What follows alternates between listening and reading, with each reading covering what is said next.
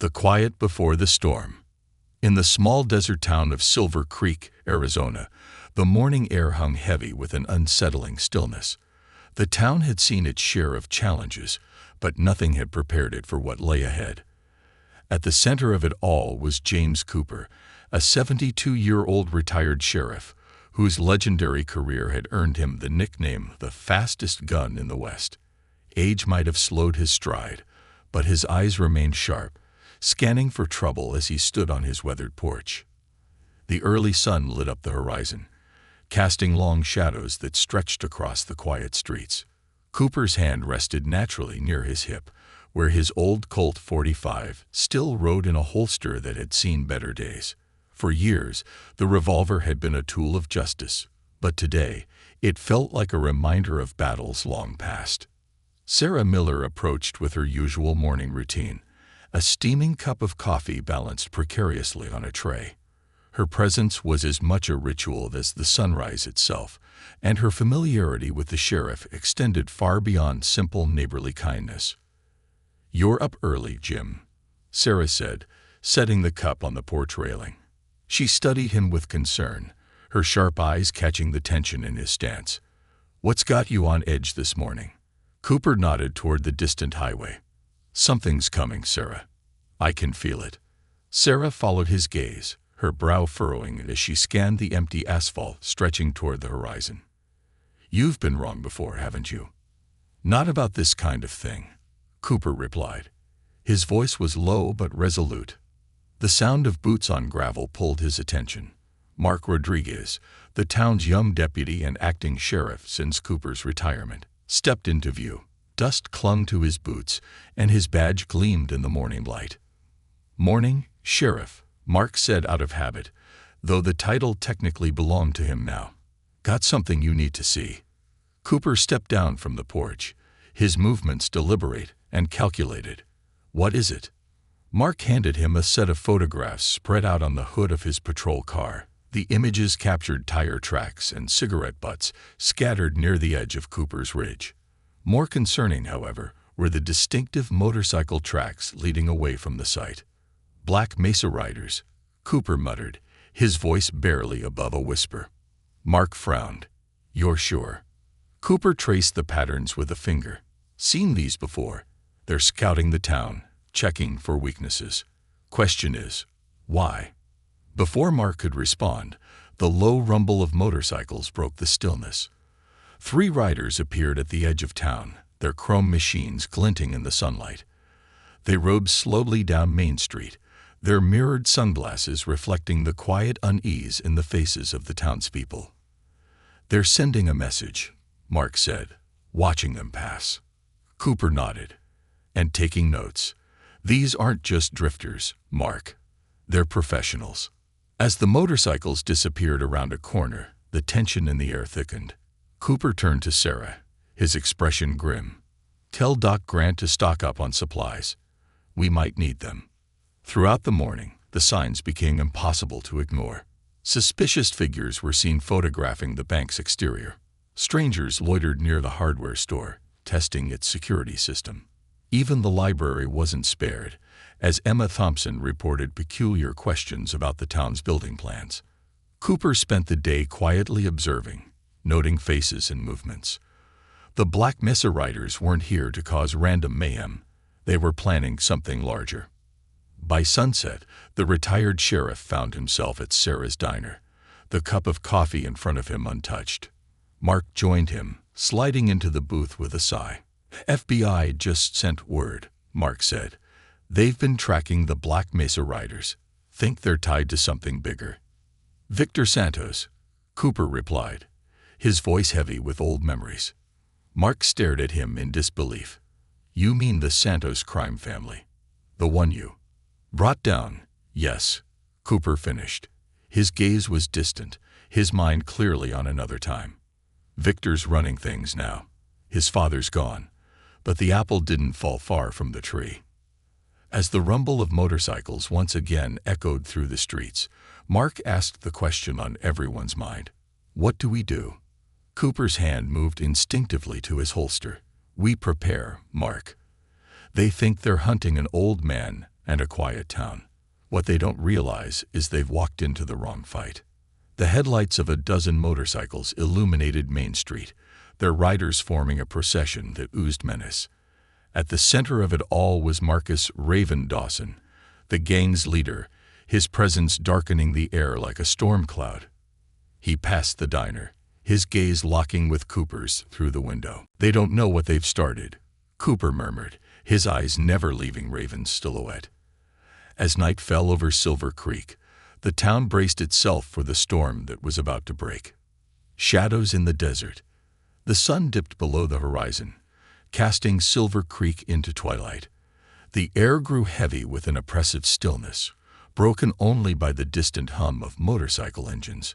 Cooper stood on his porch, his eyes scanning the darkening street like a hawk surveying its domain. Every instinct told him the Black Mesa Riders were more than just a passing threat. They were a storm poised to unleash devastation on the town he had spent decades protecting. The faint crunch of gravel alerted him to someone approaching. Mark Rodriguez stepped into view, his young face taut with worry. In his hands was a thick folder, its edges worn from hurried handling. "Sheriff." Jim," Mark corrected himself.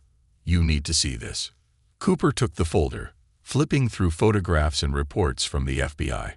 Each image painted a grim picture: burned-out storefronts, brutalized citizens, and police departments that had been corrupted or cowed into submission. The riders had carved a path of destruction through towns just like Silver Creek, leaving despair in their wake. "They're not just here for money," Cooper said, closing the folder. "This is Victor Santos's work." Mark frowned. "What do you mean?"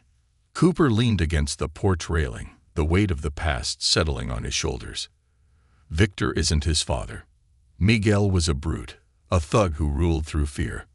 Victor, he's calculated.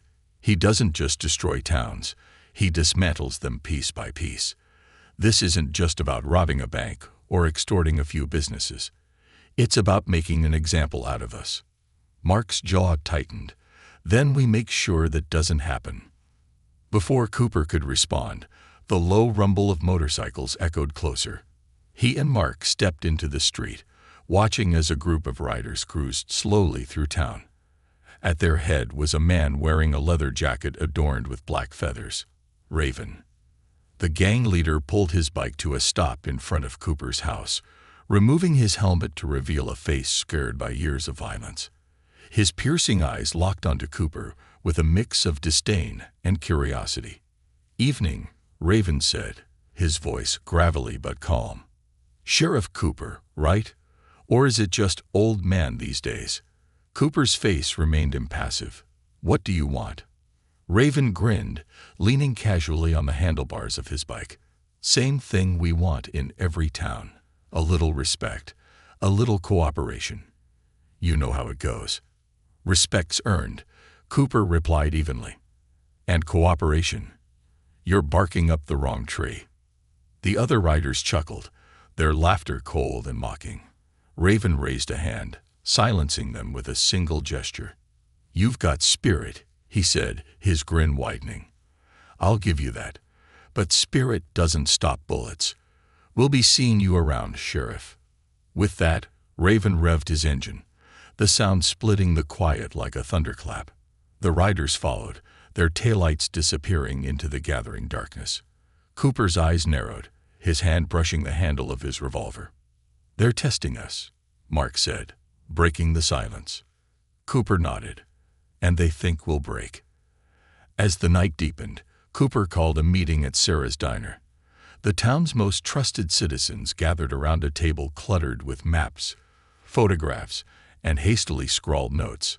Sarah, her usual calm demeanor replaced by a grim determination, poured coffee for everyone. "We all know why we're here," Cooper began, his voice steady. "The Black Mesa Riders aren't just a gang. They're a cancer. They've bled towns dry and left nothing but ashes behind. But we're not just any town. We've got something they don't expect: preparation."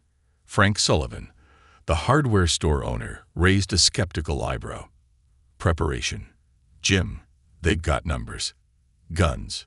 Bikes. What do we have? More than they realize, Cooper said. He gestured to the maps spread across the table. Over the years, we've made changes to this town. Reinforced buildings, hidden escape routes, security systems. They think we're a soft target, but we've turned Silver Creek into a fortress. Dr. Grant, the town physician, leaned forward. And if they don't back down, then we fight, Cooper said simply. But we fight smart. We don't go head to head. We control the battlefield, make them react to us. And most importantly, we protect each other. Sarah placed a hand on Cooper's arm. You've been planning for something like this for a long time, haven't you? Cooper met her gaze, his expression unreadable. Ever since Tucson, I knew there'd be another Santos someday. Mark cleared his throat, looking around the room. We're with you, Jim. All of us. What do you need us to do? Cooper nodded, his eyes scanning the faces of the people he trusted most. We've got 3 days before they make their move. Let's make every minute count. Over the next 2 days, the town became a hive of activity. Frank's hardware store turned into an impromptu armory, supplying tools and materials for fortifications. Dr. Grant set up a trade center in the basement of his clinic, preparing for the worst. Sarah's diner became a command post, its backroom filled with radios, maps, and a growing sense of purpose. Cooper moved through it all like a general on a battlefield, issuing orders and fine-tuning defenses. He worked tirelessly, his every step fueled by a determination that belied his age. Mark shadowed him, absorbing every lesson, every strategy. On the final night before the expected confrontation, Cooper sat alone in his living room, cleaning his Colt .45. The weight of the weapon felt familiar, almost comforting. He thought of Miguel Santos, of the night in Tucson that had set all of this in motion. A knock at the door pulled him from his thoughts. It was Sarah, holding 2 cups of coffee. You should get some rest, she said, setting one of the cups on the table. Can't afford to, Cooper replied, his eyes fixed on the revolver. Not yet. Sarah sat down across from him, her gaze softening. You've done everything you can, Jim. The town's ready. The people are ready. And you've been ready for this for 30 years. Cooper's lips curved into the faintest hint of a smile. Let's hope that's enough. The dawn brought a tense stillness to Silver Creek. The streets were empty, the town's defenses hidden in plain sight. From his perch on the porch, Cooper watched as the first rays of sunlight painted the desert in shades of amber and gold. In the distance, the sound of motorcycles began to grow, a low rumble that sent a shiver through the town. Cooper stood, his hand resting on the grip of his Colt. The Black Mesa riders had come, and they were about to learn just how dangerous Silver Creek could be. Lines drawn in dust. The sun rose over Silver Creek, casting long shadows across the streets that had once been serene. The stillness of the early morning was broken only by the faint hum of distant engines, the sound carrying like a distant war drum. Inside the sheriff's office, James Cooper stood by the window, his sharp eyes scanning the horizon. A small group of trusted townsfolk gathered behind him, their faces etched with a mixture of resolve and trepidation. Mark Rodriguez entered, his uniform dusty, and his face marked with exhaustion. He placed a fresh set of photos on the table, images captured from the night before, showing the Black Mesa riders patrolling the outskirts of town. They're setting up checkpoints, Mark said, watching every road in and out. They're cutting us off. Cooper nodded, his face impassive. Good. Mark blinked, caught off guard. Good? How is that good? Cooper turned, his voice calm but firm. Every move they make gives us information. They're playing their hand too early, showing us their strategy. They're overconfident, Mark. That's their first mistake. Sarah Miller, seated with a cup of coffee in her hands, leaned forward. And their second mistake. Cooper's gaze was cold, resolute. Coming to Silver Creek. Across town, the Black Mesa riders were making their presence known. Groups of bikers roamed Main Street, their leather jackets adorned with black feathers and insignias that marked their allegiance to Marcus Raven Dawson. Businesses shuttered their doors, and townsfolk avoided the streets, peering from behind curtains as the riders passed. Raven stood in the center of it all, his imposing figure a stark contrast to the quiet surroundings. He watched as his men spray-painted their symbols on buildings and broke windows to send a message. The destruction was calculated, precise, designed to spread fear without crossing a line that would force immediate retaliation. Iron Walsh, his second in command, approached with a smirk. "They're scared, boss, just like every other town." Raven didn't respond immediately. His sharp eyes scanned the street, taking in the details: the security cameras on the bank, the reinforced windows on certain buildings, the unusual layout of alleys and intersections. Something about Silver Creek felt different, but he couldn't quite put his finger on it. "They're quiet," Raven said finally, his voice low. "Too quiet." Walsh laughed. "That's what happens when you make a statement." "No," Raven replied, his tone sharper. "This isn't fear. This is planning." Back at Sarah's diner, Cooper sat at the corner table, a map of Silver Creek spread out before him. The townsfolk he trusted most, Sarah, Mark, Dr. Grant, and Frank Sullivan, sat with him, their expressions somber but determined. "We've got 3 days," Cooper began, his voice steady. 3 days to set the stage. They think they're hunting us, but we're turning the tables. Every move they make, every step they take, it'll lead them deeper into the trap. Sarah looked at the map, her finger tracing one of the marked routes. "What about the bank?" "That seems to be their main target." "It's the bait," Cooper said. "They think there's something in the old vault worth dying for. Let them believe that. It'll keep their focus where we want it." Dr. Grant folded his arms. "And if they get desperate? If they come after people instead of buildings?" Cooper's gaze darkened. "That's why we've prepared safe zones. Basements, reinforced areas, places where the town can hunker down. But we won't give them the chance. We'll control the battlefield." Mark leaned forward, his young face tense.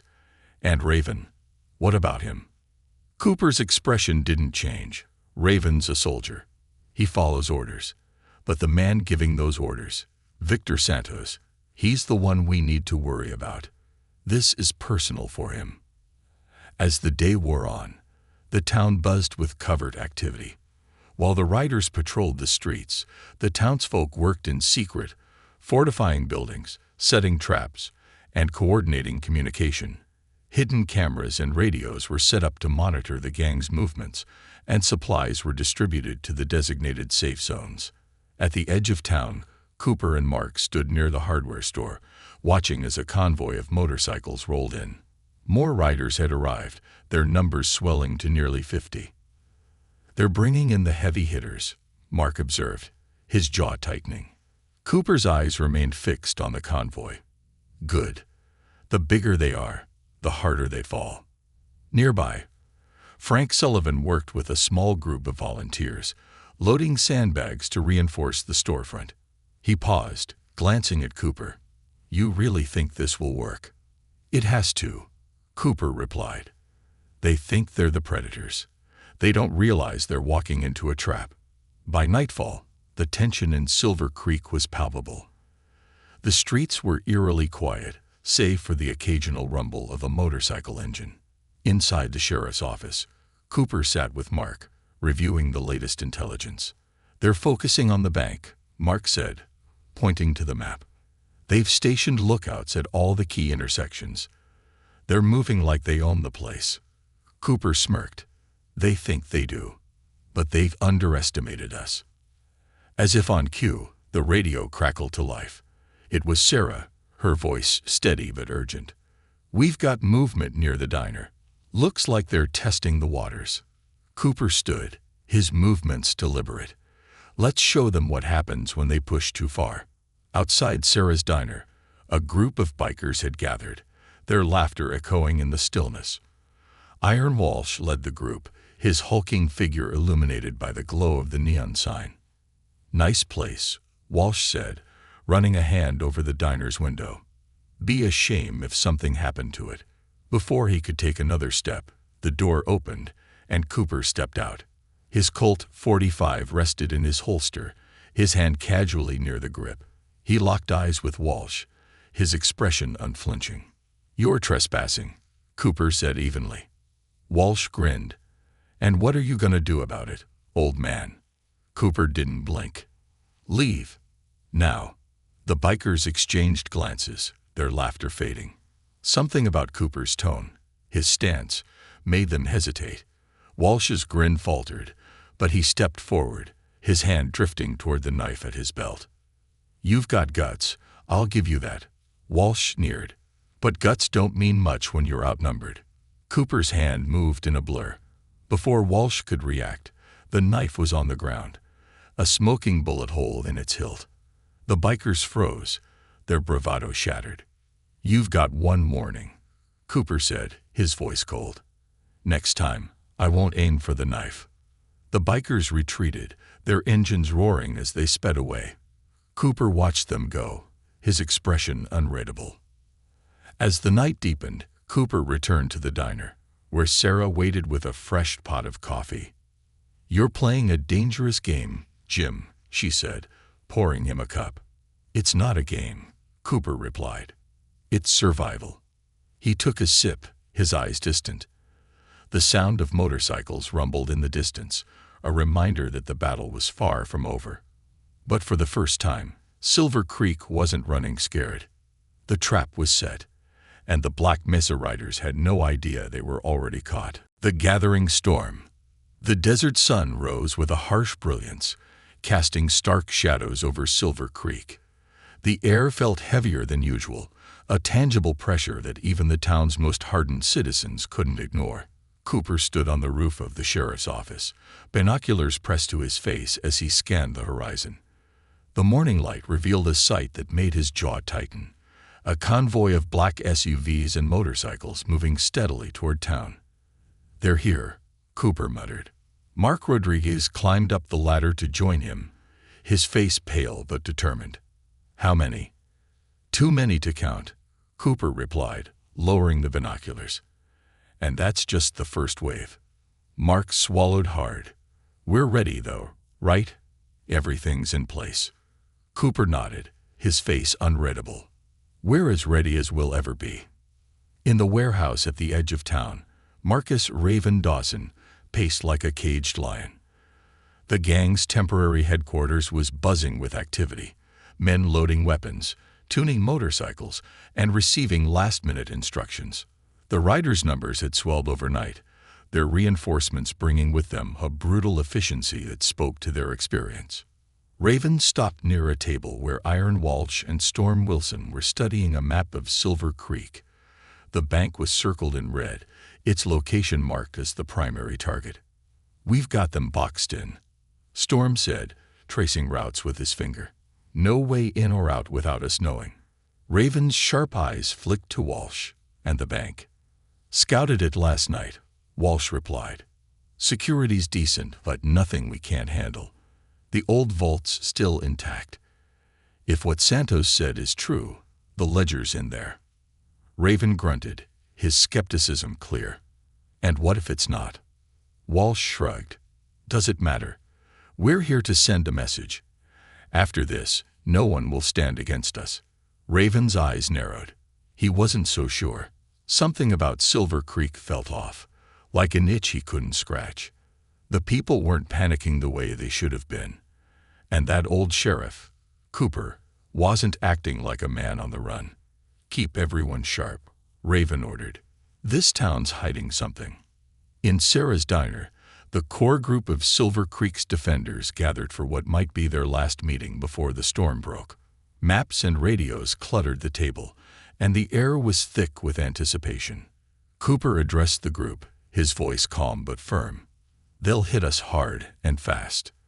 Their goal is to overwhelm us before we can mount a defense, but we're not giving them that chance. Mark gestured to the map. We've got teams stationed at all the choke points. Reinforced positions here, and here. We've also set up fallback zones if things get too hot." Dr. Grant leaned forward, his expression grim. "What about casualties? If they start targeting civilians?" "We've got safe zones prepared," Cooper interrupted. "Basements, cellars, anywhere defensible. Our priority is keeping people alive." Frank Sullivan, the hardware store owner, scratched his beard. "And the riders? They got numbers. Guns, more firepower than we do." Cooper's eyes hardened. "They've got firepower, but they don't have the town. Every street, every building, every alley. We know it better than they ever will. They're walking into our trap, not the other way around." Sarah placed a hand on Cooper's arm. "And what about Santos, if he shows up?" Cooper didn't answer immediately.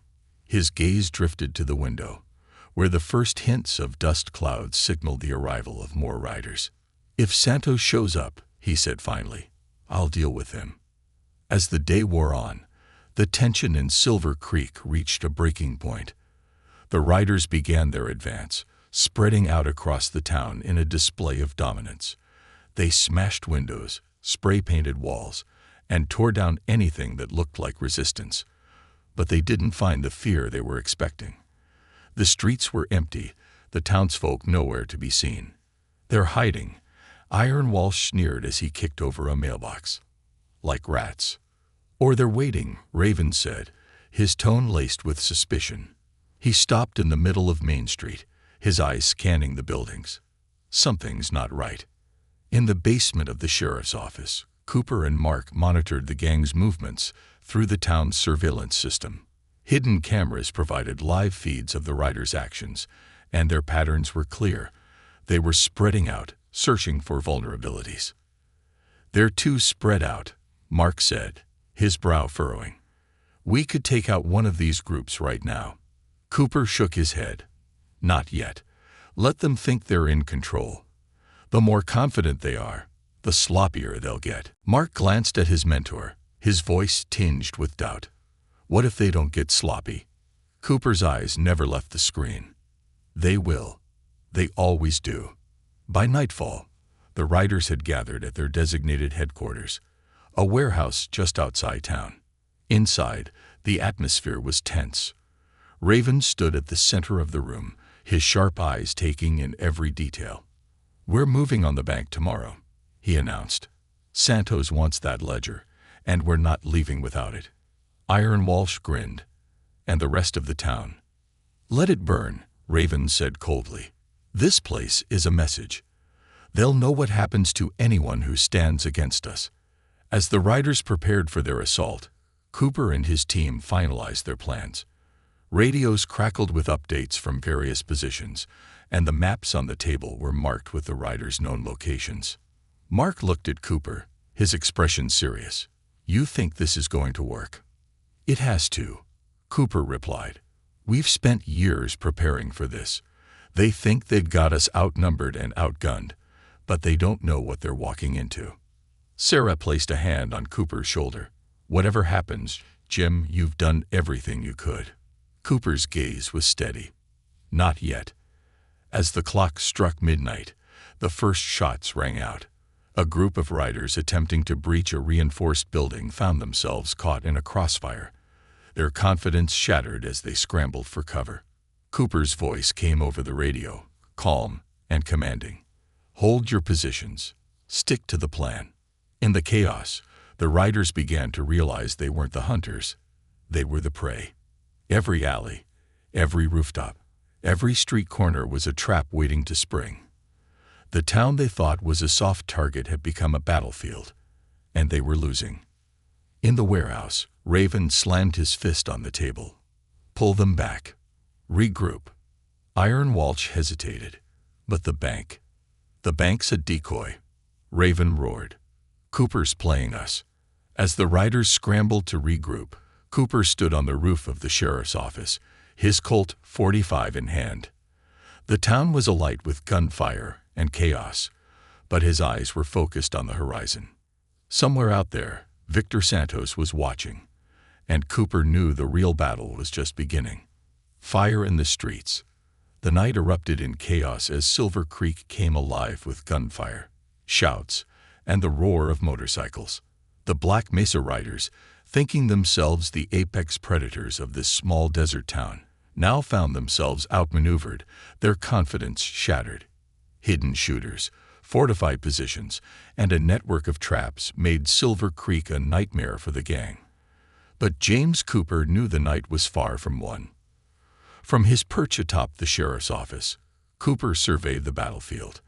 The flickering glow of fires illuminated the town, casting eerie shadows across the streets. His radio crackled to life. Sector 2 holding strong. Mark's voice came through, tight but steady. They tried to breach the hardware store, but Frank's team held them off. Good, Cooper replied. Keep them guessing. Redirect their movements toward the bank. That's where we want them. Cooper's plan wasn't just to defend Silver Creek. It was to draw the riders into a controlled area, to force them into mistakes they couldn't recover from. He had spent years studying men like Victor Santos, understanding how their pride and greed made them predictable. At the edge of town, Marcus Raven Dawson stood amidst the chaos, barking orders to his men.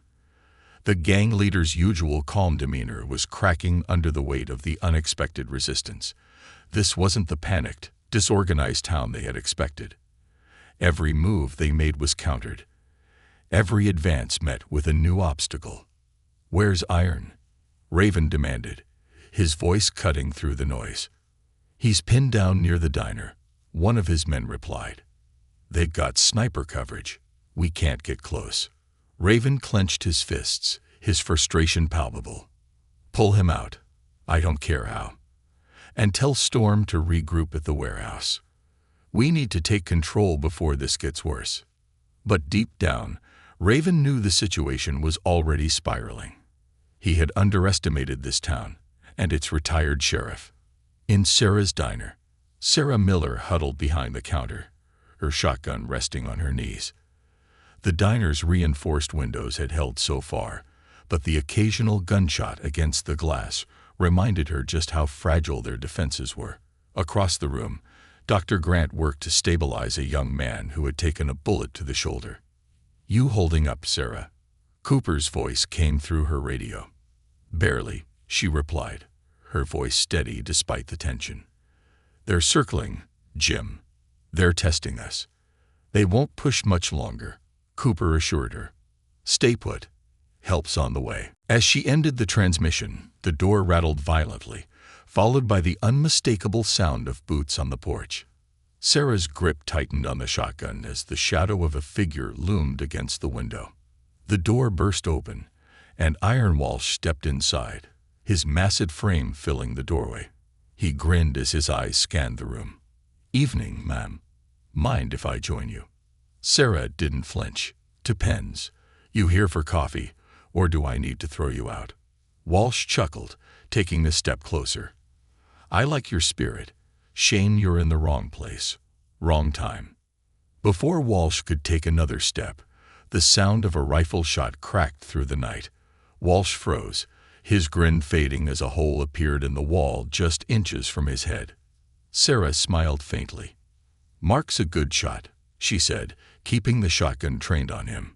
"You might want to reconsider your plans." The bank. The riders regrouped near the bank, their numbers thinned but still formidable. Victor Santos' plan had always been to lure Cooper out, to force him into a confrontation that would end with the old sheriff's humiliation or death. But as they gathered around the building, it became clear that Santos had underestimated just how deeply Cooper had prepared. Storm Wilson examined the vault door, his flashlight illuminating the decades-old steel. "It's open," he said, his voice filled with disbelief. "Why would it be open?" Raven arrived moments later, his jaw tight with suspicion. "Because it's a trap," he growled. "Get out of here. Now." Before the gang could retreat, the sound of heavy locks engaging echoed through the room. Hidden steel shutters slammed down over the windows and doors, trapping them inside. Then came the voice. "Evening, gentlemen." Cooper's voice echoed through speakers concealed in the walls. "I see you've made yourselves comfortable. The riders froze, their weapons drawn but useless against the walls around them. "You've had a good run," Cooper continued, his tone even. "But you made a mistake coming here. You thought Silver Creek was just another victim. You thought I was just an old man."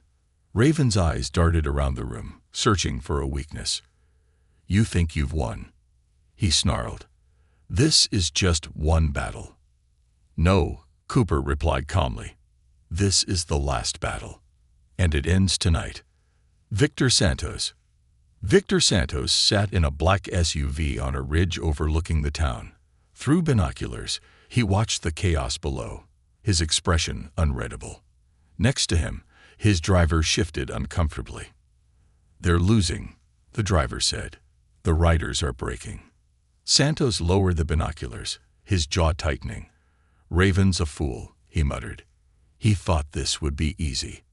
The driver hesitated. "Should we pull back? Regroup?" Santos shook his head. "No. We go in. If Raven can't finish the job, I will." The final showdown. As dawn began to break, the riders were in full retreat.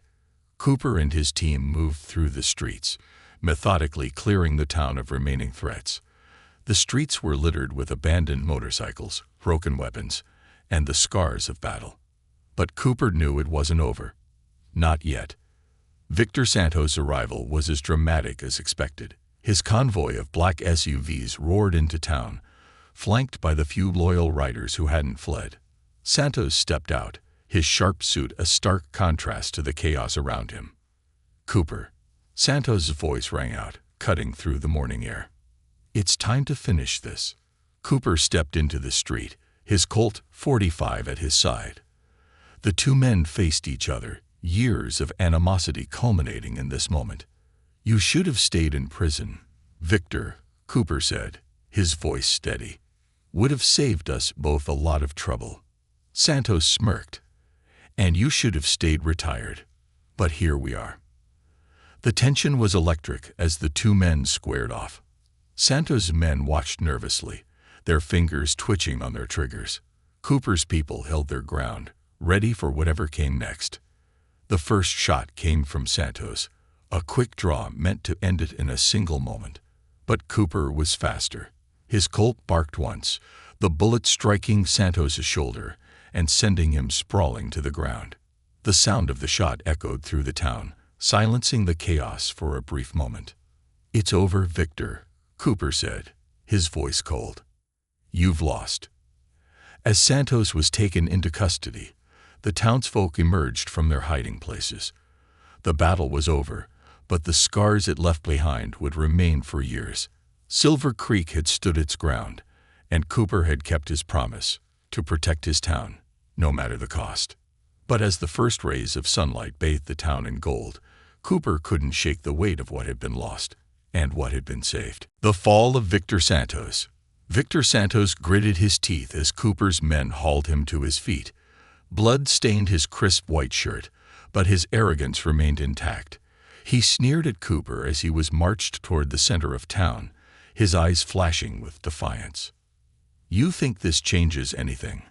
Santos spat, his voice venomous. "You've won a battle, old man, not the war." Cooper holstered his Colt .45, his weathered face betraying no emotion. "The war ended the moment you stepped into Silver Creek. You just don't know it yet." Around them, the remnants of the Black Mesa Riders were being rounded up. Many had surrendered willingly, their loyalty to Santos crumbling in the face of overwhelming resistance. Others lay injured or unconscious, their bodies a testament to the brutal efficiency of Cooper's planning. Mark Rodriguez approached, his uniform dirtied from the night's fighting, but his expression resolute. "We've got the last of the riders pinned down at the old warehouse. A few holdouts, but they're outnumbered and cornered." Cooper nodded. "Good. Secure the area. Make sure no one gets in or out." Mark hesitated, then added, "FBI's on their way. They've been tracking Santos for years, but they weren't expecting this. They're sending a full team." Cooper's lips twitched into the faintest hint of a smile. "They'll have plenty to clean up." Inside the warehouse, The warehouse was a scene of desperation. Marcus Raven Dawson stood with his back to the wall, his weapon clutched tightly in his hands. Around him, the remaining riders whispered nervously, their bravado shattered. "This wasn't supposed to happen," one of them muttered. "We were supposed to own this town." Raven glared at the man, his voice a harsh growl. "Shut up. We're not done yet." But even Raven knew the truth. The riders were finished. Silver Creek had been their undoing, a trap set by a man who had spent decades preparing for this very moment. A loudspeaker crackled to life, Cooper's voice echoing through the warehouse. "Raven, it's over. Lay down your weapons and step outside. No one else needs to get hurt."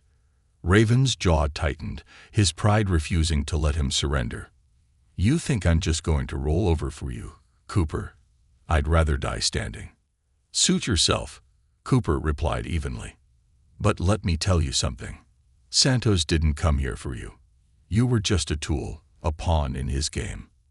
And now, he's already lost." Raven's grip on his weapon faltered, the truth of Cooper's words sinking in. Around him, the other riders began to lower their guns, their resolve breaking. The town's reckoning. As the morning stretched on, Silver Creek began to pick up the pieces. The fires were extinguished, and the shattered glass was swept from the streets. Townspeople emerged cautiously from their homes, their faces a mix of relief and disbelief. They had survived the storm. Sarah Miller stood in the doorway of her diner, surveying the damage. The windows were shattered, the walls scarred with bullet holes, but the building still stood. She turned to Cooper as he approached, her voice soft but steady. "You did it, Jim." Cooper shook his head. "We did it. This town did it." Sarah's eyes glistened with unused tears. "But at what cost?" Cooper's gaze drifted to the horizon, where the FBI's convoy was approaching, their vehicles kicking up clouds of dust. The cost was high, but so was the reward. The FBI arrives. The federal agents moved through the town with precision, securing the riders and documenting the aftermath of the battle. Victor Santos was placed in the back of a heavily armored vehicle, his wrists cuffed and his face a mask of fury. Agent Jennifer Bradford, the lead investigator on the Santos case, approached Cooper with a mixture of awe and respect. "Sheriff Cooper, or should I say retired sheriff? Either way, I don't think anyone's going to forget your name after this." "I'm not looking for fame," Cooper replied. "Just justice." Bradford nodded, her expression serious. "And you've delivered it." Santos's network was bigger than we realized. "With the evidence we gathered here, we'll be taking down corrupt officials across 3 states." Cooper's face remained impassive. "Make sure it sticks." "It will," Bradford promised. "Thanks to you." The aftermath. As the dust settled, Silver Creek began to heal. The townspeople worked together to repair the damage, their unity stronger than ever. Sarah's Diner became the heart of the community, a gathering place for shared meals and shared stories. Cooper watched from his porch as the town rebuilt itself, his heart heavy but proud. Mark Rodriguez joined him, a fresh badge gleaming on his chest. "You're leaving, aren't you?" Mark asked quietly. Cooper nodded. "My work here is done. This town doesn't need me anymore. It's in good hands." Mark swallowed hard. "I'll do my best to live up to what you've done." "You'll do better," Cooper said with a faint smile. "You're young. You've got time to make a difference." The legend lives on. As Cooper packed his belongings, he found himself looking at an old photograph, a younger version of himself standing with a group of deputies, their faces filled with hope and determination. He slipped the photograph into his bag, a reminder of what had been and what still could be. As the sun set over Silver Creek, Cooper climbed into his truck and started the engine. He took one last look at the town he had spent his life protecting, then drove off into the desert, the horizon stretching out before him. Silver Creek was safe, its future bright, but the legend of James Cooper, the fastest gun in the West, was just beginning to grow. The echoes of Silver Creek, James Cooper's truck kicked up a cloud of dust as it left Silver Creek, the town receding in his rearview mirror. The morning sun lit the desert in hues of gold and orange, but the beauty of the landscape did little to lighten the weight in his chest. Though the battle was over, the scars it left on the town and its people would take much longer to heal. And for Cooper, there was still unfinished business. Back in Silver Creek, the townsfolk wasted no time reclaiming their lives. The din of hammers and saws echoed through Main Street as broken windows were replaced and scorched walls were repainted. Sarah Miller, despite the pain in her side from the injury she sustained, stood on a ladder outside her diner, directing a group of volunteers. "Watch that edge," she called to Frank Sullivan, who was balancing a plank of wood on his shoulder.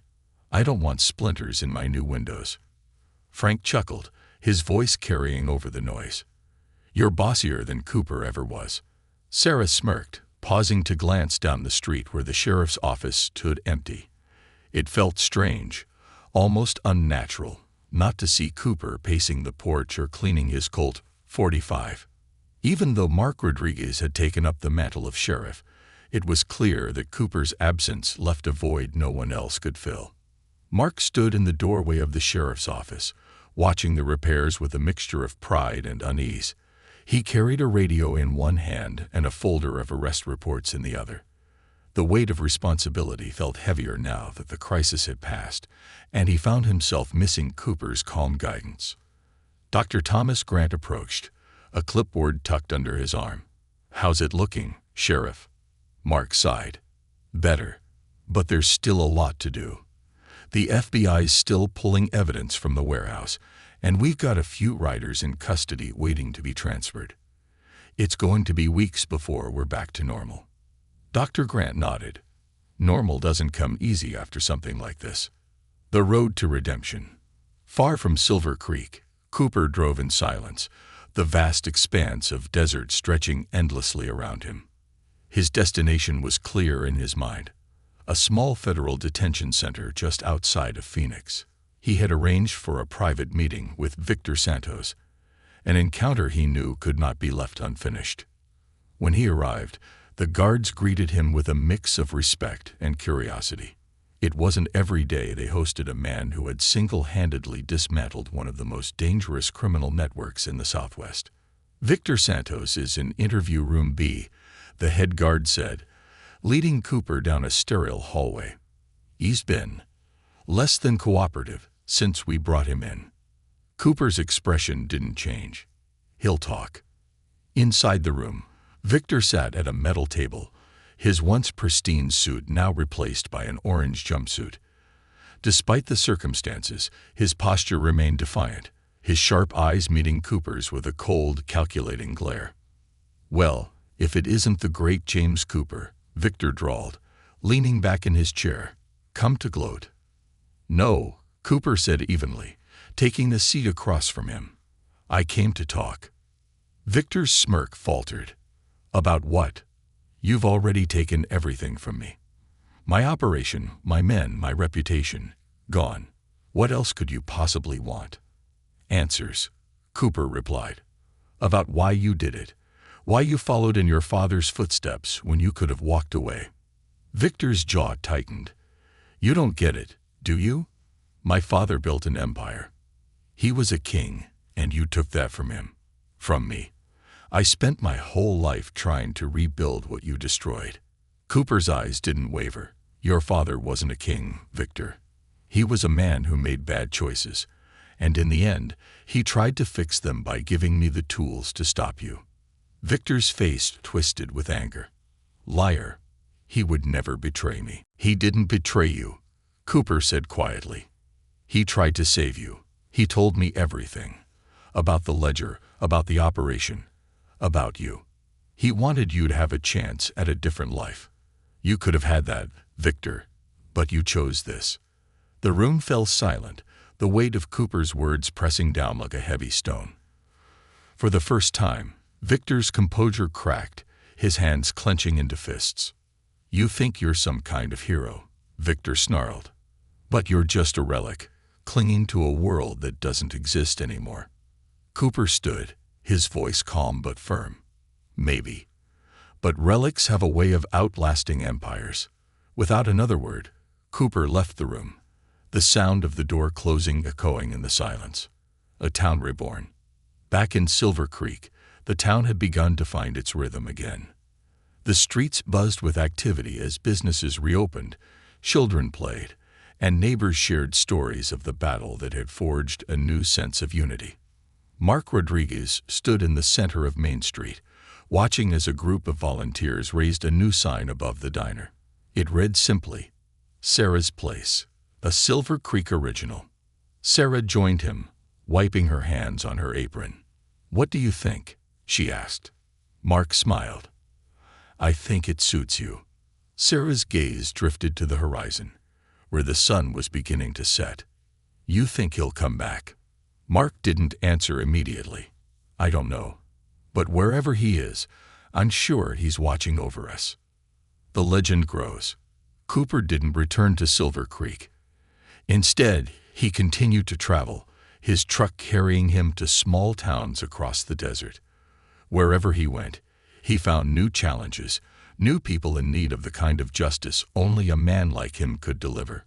Stories of his deeds began to spread, painting him as a wandering lawman, a ghost of the Old West.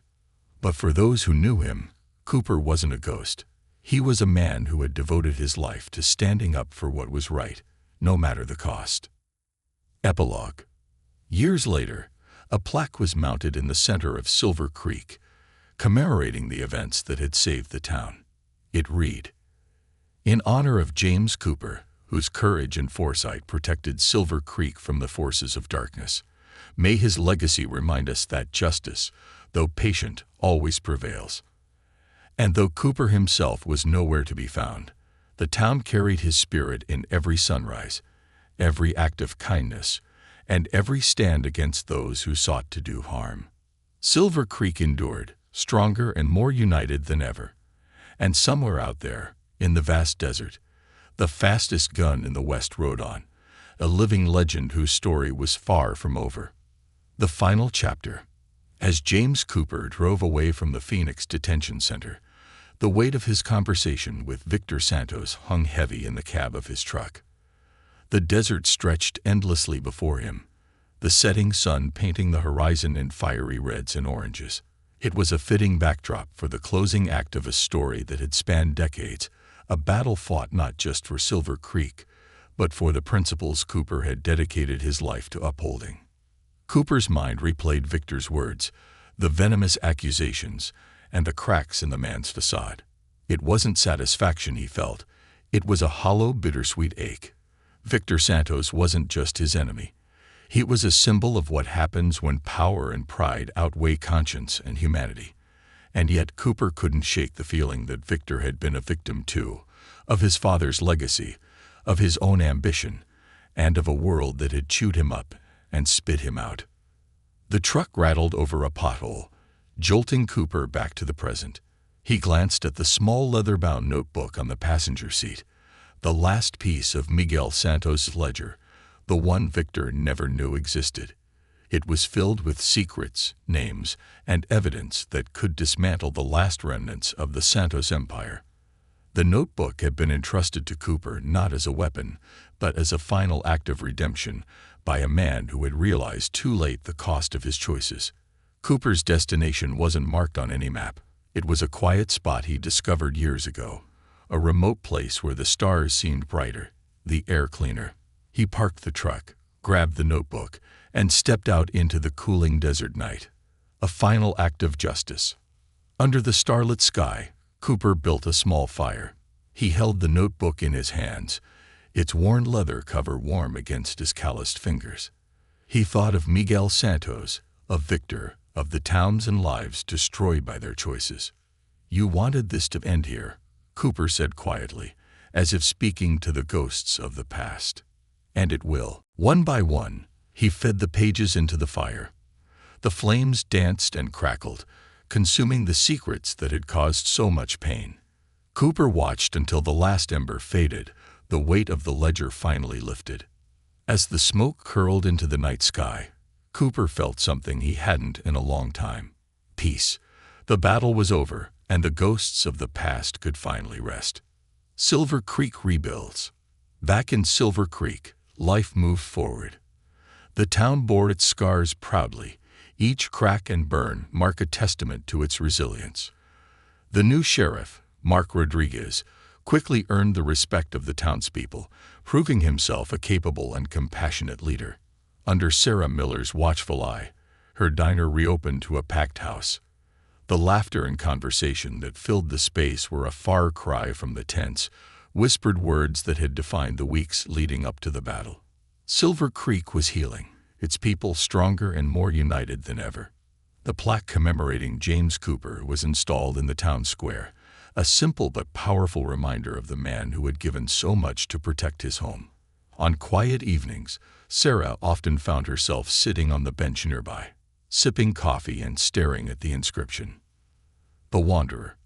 Cooper became something of a myth, his name spoken in hushed tones across the Southwest. Stories of his exploits grew with each retelling, painting him as a modern-day gunslinger, a relic of a bygone era who still stood for justice in a world that often seemed to forget it. But Cooper didn't seek the spotlight. His days were spent driving from town to town, helping where he could, offering guidance, and standing against those who preyed on the weak. He was a guardian of forgotten places, a man who carried the weight of his own legend with quiet humility. One last visit. Years later, on a crisp autumn morning, a familiar truck rolled into Silver Creek. It was older now, its paint chipped and its engine wheezing, but it still carried the man who had saved the town. James Cooper stepped out, his frame a little more stooped, his hair whiter, but his eyes as sharp as ever. Sarah was the first to spot him, standing outside her diner. She dropped the tray she was holding and ran to greet him, tears streaming down her face. "Jim," she said, her voice trembling. "You came back." "Couldn't stay away forever," Cooper replied with a faint smile.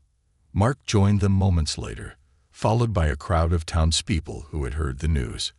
They surrounded Cooper, their gratitude pouring out in words and gestures. For a man who had always preferred solitude, the outpouring of love was overwhelming. The quiet sunset. That evening, as the sun dipped below the horizon, Cooper sat on the porch of the sheriff's office, a cup of coffee in his hands. Mark sat beside him, the two men enjoying a companionable silence. "You did good, Mark," Cooper said finally. "This town's in safe hands." Mark looked at his mentor, the man who had taught him so much. "Thanks to you." Cooper's gaze drifted to the horizon. "I think it's time for me to rest." The two men sat in silence as the stars emerged, the town quiet and at peace. Epilogue. James Cooper passed away a few years later, in his sleep, in a small town not far from Silver Creek. News of his death spread quickly, and people from across the Southwest came to pay their respects. His body was returned to Silver Creek, where he was laid to rest in a simple grave beneath a towering oak tree. The plaque in the town square was updated to include a single line beneath his name. He gave everything so others could stand tall. Silver Creek thrived in the years that followed, its people never forgetting the man who had saved them. And somewhere in the quiet of the desert, under a canopy of stars, the spirit of James Cooper lived on. A legend, a protector, and a reminder that even in the darkest times, one man's courage can change the world.